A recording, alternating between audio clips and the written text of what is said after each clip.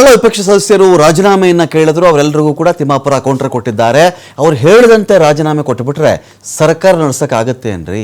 ಯಾರು ರಾಜೀನಾಮೆ ಕೇಳಲ್ಲ ಹೇಳಿ? ಪಕ್ಷದವರು ಯಾರು ರಾಜೀನಾಮೆ ಕೇಳಲ್ವಪ್ಪ? ಅವರು ಮುಖ್ಯಮಂತ್ರಿಯಿಂದ ಹಿಡಿದು DCM ಇಂದ ಹಿಡಿದು ಎಲ್ಲರ ರಾಜೀನಾಮೆನೂ ಕೇಳ್ತಾ ಇರ್ತಾರೆ. ಅವರು ಎಲ್ಲ ಸಚಿವರ ರಾಜೀನಾಮೆನೂ ಕೇಳ್ತಾ ಇರ್ತಾರೆ. ಅವ್ರಿಗೆ ಎಲ್ಲರ ರಾಜೀನಾಮೆ ಕೂಡ ಬೇಕು. ಅವ್ರಿಗೆ ಈ ಥರ ಎಲ್ಲರೂ ರಾಜೀನಾಮೆ ಕೊಟ್ಕೊಂಡು ಹೋಗ್ಬಿಟ್ರೆ ಸರ್ಕಾರ ನಡೆಯೋದು ಹೇಗೆ, ನಡೆಸೋದು ಹೇಗೆ? ಪ್ರಧಾನಿ ಹೆಸರು ಹೇಳ್ಬಿಡ್ತಾರ್ರಿ. ಯಾರ್ಯಾರೋ ಪ್ರಧಾನಮಂತ್ರಿ ಹೆಸರು ಹೇಳ್ತಾರೆ, ಅಥವಾ ಪ್ರಧಾನಮಂತ್ರಿ ಹೆಸರಲ್ಲಿ ಯಾರೋ ದುಡ್ಡನ್ನು ವಸೂಲಿ ಮಾಡ್ತಾರೆ. ಪ್ರಧಾನಮಂತ್ರಿ ರಾಜೀನಾಮೆ ಕೊಟ್ಬಿಡ್ತಾರಾ?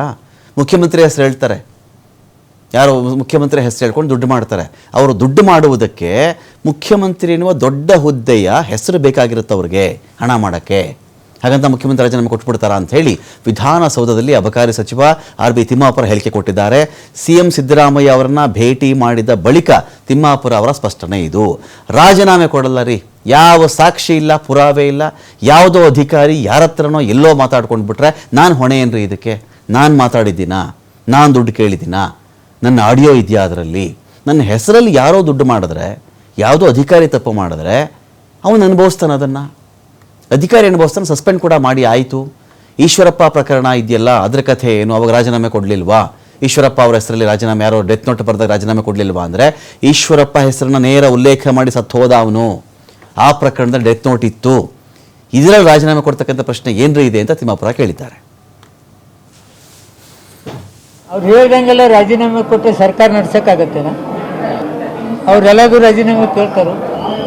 ಮುಖ್ಯಮಂತ್ರಿಗಳು ಕೊಡತ್ತಾರು, ಪ್ರಧಾನಮಂತ್ರಿಗಳು ಕೇಳ್ತಾರೆ. ಕೇಳಿದವ್ರಿಗೆಲ್ಲ ರಾಜೀನಾಮೆ ಕೊಡಿ. ಏನಿದೆ ಸಾಕ್ಷಿ ಪುರಾವೆ?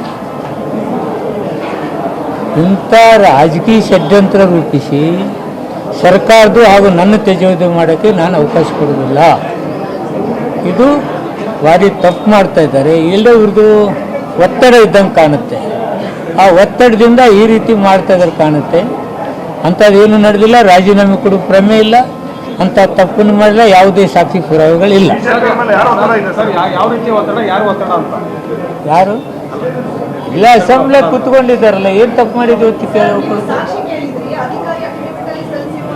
ಏನದು ಸಾಕ್ಷಿ? ನಾನು ಮಾತಾಡಿದ್ದೀನ? ಯಾವುದೇ ಅಧಿಕಾರಿ ಮಾತಾಡಿದ ತಕ್ಷಣ ನಾನು ಮಾತಾಡಿದ್ದೇನೆ? ಇವೆಲ್ಲ ಆಡಿಯೋ ಗೀಡಿಯೋ ಅಧಿಕಾರಿಗಳು ಮಾಡಿದವ ಯಾವ ಮಾಡ್ತಾನೆ ಅವನು ಅನುಭವಿಸ್ತಾನೆ. ಯಾರ್ಯಾರ ಹೆಸರು ನಿನ್ನ ಹೆಸರಲ್ಲಿ ದುಡ್ಡು ಕಲೆಕ್ಟ್ ಮಾಡಿದ್ರೆ ಏನು ಮಾಡ್ತೀಯ? ಅಲ್ಲ ನಿನ್ನ ಹೆಸರು ಯಾರು ಅಂಥವ್ರ ಮೇಲೆ ಇಮಿಡಿಯೇಟ್ ಕ್ರಮ ಕೈಗೊಂಡಿದ್ದೀನಿ. ಇಮಿಡಿಯೇಟ್ ಸಸ್ಪೆಂಡ್ ಮಾಡಿದ್ದೀನಿ.